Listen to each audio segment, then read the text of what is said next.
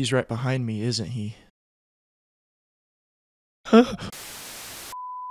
There's this little-known rapper from England named Flair bin Abraham Joseph, but you probably know of him more as 21 Savage.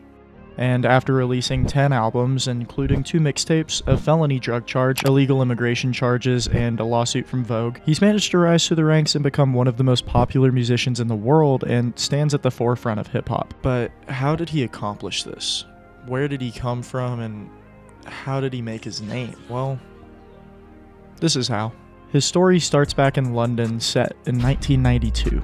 Well, technically, but things really start for him in Atlanta, Georgia, where he was raised. I know it's a little confusing, but just give me a minute. To start his long and intricate story, we find ourselves in Atlanta, Georgia. This is where 21 called home for his young life, although he moved there from England at the age of 7. After a month-long trip back to the UK for a funeral when he was just 12 years old, he and his family returned to the US on an H-4 visa. I'd explain what an H-4 visa was if I understood how to explain that, but for your sake, I won't.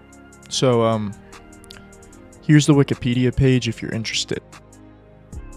Anyways, this visa allegedly expired a year later, which causes issues later on in 21's story. 21 wasn't necessarily a model student in his younger years, getting permanently banned from one school for gun possession before later dropping out entirely in his freshman year of high school. After he dropped out of school, he ended up dealing drugs full-time as an affiliate to the Bloods. Things got real for Savage though, because on his 21st birthday, he was shot 6 times, and his best friend Johnny was killed in an attempted robbery gone wrong.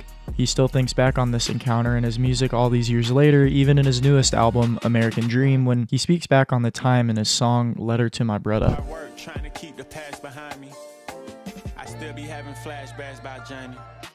He began his rap career shortly after that moment where he lost his dear friend and coined himself 21 Savage. He began with a mixtape titled The Slaughter Tape that received praise from the underground hip-hop scene, and Interview magazine even called him an underground hero in Atlanta. Released back in 2015, this mixtape was an extremely impressive start for the artist as he managed to get features from artists like Offset, I Love McConan, Key, Man Savage, and Freaky DSMG. And although it was very impressive, the overall substance of the album consisted of very amateur lyrics, and the overall tone was not much other than just anger.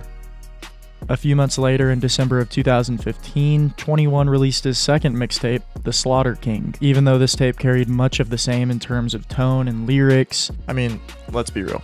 What are we expecting? The names of the mixtapes are The Slaughter Tape and The Slaughter King. The production was noticeably better, carrying production credits from Metro Boomin, Zaytoven, and Wheezy. At this point, things were heating up for 21 Savage. He's gained some recognition, he carries some features from notable artists, and he has production credits from some of the best in the industry. This upward trajectory would carry him into his 2016 release of his joint EP, Savage Mode, with producer Metro Boomin. This album gained international success, peaking at the 23rd spot on the Billboard 200 charts, and led to Savage's first platinum plaque for his song X featuring Future, and also led him to being signed by Epic Records. 2016 carried more than just the release of his EP though, as Savage, Mr. Savage if you will, was named to the XXL freshman class and took part in one of the most iconic XXL freshman ciphers ever. I sent my bitch to the store because we ran out of soda. What? Following 2016 was none other than 2017. 2017 ended up being a huge year for 21 as it was finally time for his debut album, Issa Album, which debuted at number 2 on the Billboard Top 200 with its lead single Bank Account also peaking high at number 12. This was the first time I really began to listen to 21 Savage, and I actually remember listening to his album for the first time because I was in Algebra 1 freshman year of high school, and my buddy Noah, actually funny enough, showed me his music, and from there, I slowly became a fan. He then went on to be featured on Post Malone's song Rockstar, which was my song of the year in 2017, and looking back, it's safe to say it still is. I've been fucking hoes and popping pillies, man, I feel just like a rock star. Outside of my personal opinion on the song, it was a major success. It certified diamond and broke numerous records while also charting at #1 on the Billboard Hot 100. Later that same year, we also saw 21 pair up with Metro Boomin again, as well as pairing back up with Offset for their collaborative album Without Warning, which debuted at the #4 spot and carried the hit song Ric Flair Drip. After an extremely active couple of years out of 21 Savage, he slowed down just a little bit, and you know, when his next project was released, it became very clear why. I Am Greater Than I Was released on the 21st of December in 2018, and it featured an entirely new sound from the artist and caught a lot of people off guard. This album was a huge step and a showcase of 21's growth as a musician, and it showed. This album featured insane features, but none of them were listed. I mean, come on. Who doesn't love surprise features? It went on to sell 131,000 units first week, debuting at #1, and carried inside it the song A Lot, which featured J. Cole and got 21 his first true notch in history by winning a Grammy.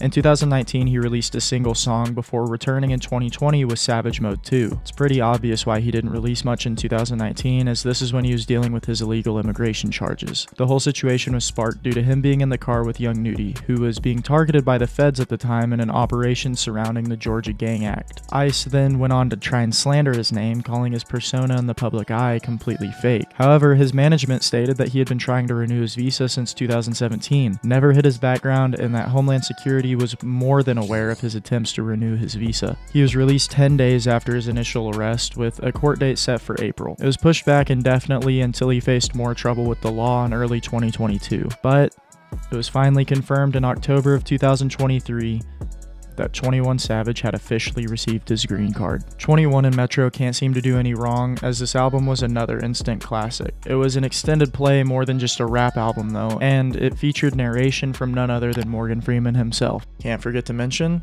it debuted at #1. 2021 carried a project from our main man, but this time it was an EP that was the official soundtrack to the Saw spin-off movie Spiral. He was back again the following year, this time with a joint album, but it was different. Her Loss was another #1 release for Savage, who paired up with Drake this time. I'll be the first to say it, I'm just not the biggest fan of Drake's music, but it was undeniable how big of a step forward this was for 21 Savage. He went from the Atlanta underground and in less than a decade had released 3 #1 albums and a joint album with arguably the biggest commercial artist of all time. This album is also what led 21 Savage to his lawsuit, where he and Drake were sued by the publisher of Vogue magazine due to their marketing of Her Loss. It still pisses me off thinking about this lawsuit, even though it was completely valid. This marketing is some of the best I've seen in a long time. And now, we're caught up to present day.